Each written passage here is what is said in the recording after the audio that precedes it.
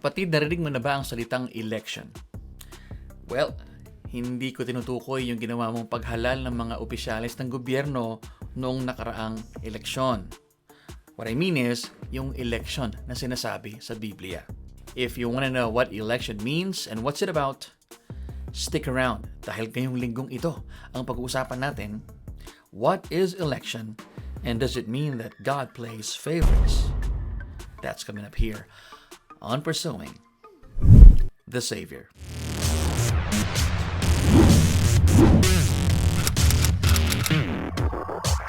What is going on? My name is Archie and welcome to Pursuing the Savior.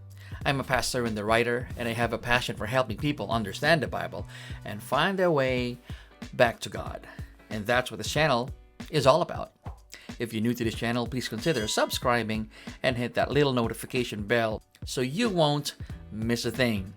And if you're watching on Facebook, don't forget to like or follow our official Facebook page, Pursuing the Savior.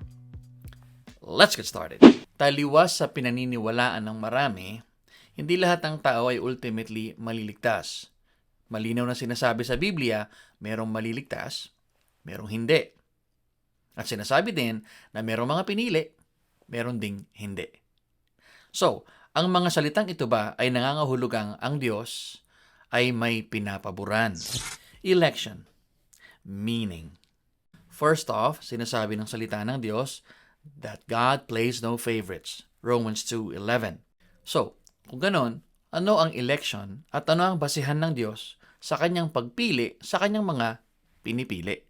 The Gospel Coalition defines election as, the doctrine of election states that God chose whom He would save, that God's choice precedes any consideration of our faith. Ang election daw ay isang desisyon ng Diyos na ginagawa niya ayon sa kanyang sariling kagustuhan at hindi ikinoconsider yung mga ginagawa ng tao. Yung mga theologians dinidescribe ito as salvation planned. Ito yung plano ng Diyos na iligtas ang kanyang mga pinili. Election. Timing. Basahin natin ang Ephesians chapter 1 verses 4 and 5. Even as He chose us in Him before the foundation of the world, that we should be holy and blameless before Him. In love, He predestined us for adoption to Himself as sons through Jesus Christ, according to the purpose of His will. Sa bahaging ito ng Book of Ephesians ay ginagamit ni Pablo ang salitang election na isang idea mahahanap sa Old Testament which was initially applied to Israel alone.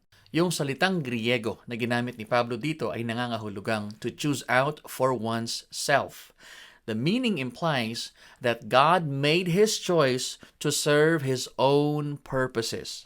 So, kung paanong pinili ng Diyos ang bansang Israel sa Old Testament ay gayon din ay pinipili niya ang mga mananampalataya ng New Testament at ng kasalukuyang panahon para sa kanyang sariling kagustuhan. At ang nais niya ay tanggapin ng mga mananampalatayang ito ang kanyang mga espiritual na kaloob sa pamamagitan ng Panginoong Hesukristo. Ang desisyon niyang ito ay ginawa niya bago pa niya lalangin ang mundo. Election. Purpose. So gamitin natin uli yung Ephesians chapter 1 verses 4 and 5 para makita natin yung purpose ng election. Ginamit ni Pablo ang dalawang salita na tinutukoy niya na layunin ng Diyos kung bakit niya pinipili ang kanyang mga pinipili. Ang unang salita ay holy at ang pangalawa ay blameless. Ang salitang holy ay nagmula sa salitang Griego na hagios, na basically ang ibig niyang sabihin ay a saint. Literally, ang ibig niyang sabihin ay different. Sa Biblia ay may iba't ibang mga salita na ginagamit na kahalintulad ng salitang ito, katulad ng chosen, called, and faithful. At dahil ang Espiritu ng Diyos ay nananahan sa mga anak ng Diyos, ay nakikitaan sila ng buhay na kakaiba doon sa buhay na itinuturo ng mundo. Meanwhile, yung salitang blameless naman ay nagmula sa salitang Griego na amomos na ang ibig sabihin ay without fault. Isinasalarawan nito yung klase ng hayop na iniaalay noong Old Testament times para sa kapatawaran ng kasalanan ng mga Israelita. So, using these two words together, holy and blameless, ay makikita natin na ang layunin ng Diyos kung bakit niya tinawag yung kanyang mga pinili ay para sila ay mamuhay ng isang klase ng pamumuhay na hindi katulad ng pamumuhay ng mga taong walang takot sa Diyos. And at the end of this age, ang Panginoong Jesus ay iaalay ang kanyang mga pinili sa Diyos bilang isang masamyong handog. Election. Chosen to be saved, not condemned. Sinasabi din ng salita ng Diyos na ang election ay para sa layuning iligtas ang mga pinili ng Diyos. Basahin natin ang 2 Thessalonians chapter 2 verse 13. But we ought always to thank God for you, brothers loved by the Lord, because from the beginning God chose you to be saved. Kung mapapansin natin, kahawig ito ng sinabi ni Pablo doon sa Ephesians chapter 1. Malinaw ang sinasabi ng salita ng Diyos na ang pinili ng Diyos ay pinili para mailigtas at hindi para parusahan. What this means is that man's lostness is not the result of God not choosing him, but his own personal choice. Pinili ng tao na suwayin ang Diyos. And unless God intervenes, man will continue to be lost. Therefore, election is a means by which God uses His sovereignty to do what He pleases. And in this case, He pleases to save sinners. Election. Is it unfair? So, kung ang ibig sabihin ng election ay may pinili lamang ang Diyos, ang ibig bang sabihin nito ay otomatiko ng parurusahan niya yung iba na hindi niya pinili ng walang rason. May mga nagsasabi kasi na napaka-unfair ng Diyos kasi meron lang siyang mga pinili at hindi daw niya binigyan ng pagkakataon yung iba na maligtas din.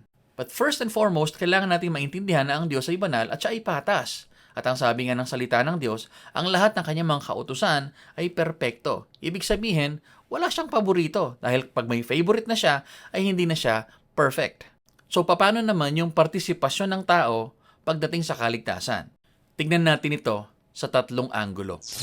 Number 1, man chose to disobey God and ultimately separated himself from God. Ito po yung ating default. Lahat tayo, walang exception. Lahat tayo ay nagkasala at tayo ay humiwalay sa kalooban ng Diyos.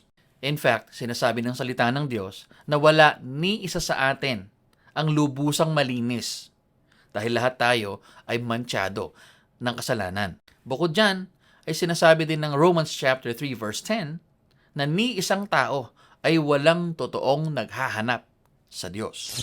Number 2, God does not enjoy sending people to hell. 2 Peter chapter 3 verse 9, the Lord is not slow to fulfill His promise, as some count slowness, but is patient toward you, not wishing that any should perish, but that all should reach repentance. Ipinapakita ng Biblia how history will ultimately unfold. Babalik ang Panginoong Jesus at huhusgahan ang makasalanan. That said, makikita natin that these things have been written almost 2,000 years ago, pero hindi pa rin bumabalik ang Panginoon. Ibig bang sabihin nito ay nakalimutan na ng Diyos ang kanyang mga sinabi? I don't want to look at things from that perspective. Rather, gusto kong tingnan ito sa ganitong anggulo, na ang Diyos ay binibigyan pa tayo ng pagkakataon na magsisi at tanggapin ang iniaalok na kaligtasan ng Panginoong Hesukristo. Bawat umaga ay testamento sa pasensya ng Panginoon. Number 3, God's choice is not predicated on our obedience or disobedience. Romans 9:13, as it is written, Jacob I loved, but Esau I hated. Sa bahaging ito ng Romans 9 ay humugot ng quotation from Malachi chapter 1 itong si Paul para ipaliwanag yung idea ng election. At ginamit niya si Esau at saka si Jacob para bigyan ng linaw yung kanyang punto. Makakatulong din kung babasahin natin yung Genesis chapter 25 verse 23 na kung saan makikita natin na nagbibigay ng propesiya ang Diyos tungkol sa kambal at dahil dito ay sinabi niya na ang isa ay kanyang pipiliin, ang isa ay hindi. Quite noticeable here is the fact that God has already made His choice bago pa magkaroon ng pagkakataon si Esau at saka si Jacob na gawin yung kanilang mga nais gawin. Ibig sabihin, God's choice is not based on future human actions and decisions. At dahil dito, hindi natin pwedeng sabihin na unfair ang Diyos. Gaya po ng nabanggit ko kanina na ang lostness ng tao ay siya rin ang may kagagawan dahil pinipili niyang hindi paniwalaan at sampalatayanan ang Panginoong Jesus. Therefore, whenever God condemns a person, it's always because man rejected the offer of salvation, not because God chose to punish that person. Again, binibigyan po tayo ng pantay na pagkakataon ng Diyos. Bawat araw ay katotohanan na ang Diyos ay patas. Hinihintay niya tayong humingi ng tawad at sumampalataya kay Kristo. Therefore, God is not unfair. In conclusion, election does not mean that God plays favorites. Nakita na po natin ito sa ating mga verses na binasa today. Walang pinapaboran ang Diyos. Rather, it is one way of Him exercising His sovereignty. As our Creator and Sustainer, He reserves the right to do what He pleases. So, instead of looking at election as God being unfair, we have to look at it for what it truly is. Election is an act of grace where God sovereignly and graciously offers salvation to those who don't deserve it. I'm hoping na kayo po ay may natutunan sa ating pag-aaral ngayong pong linggong ito. And if you want more videos like this one, don't forget to subscribe to our YouTube channel and follow our official Facebook page. And with that, my friend, I'll see you on the next one.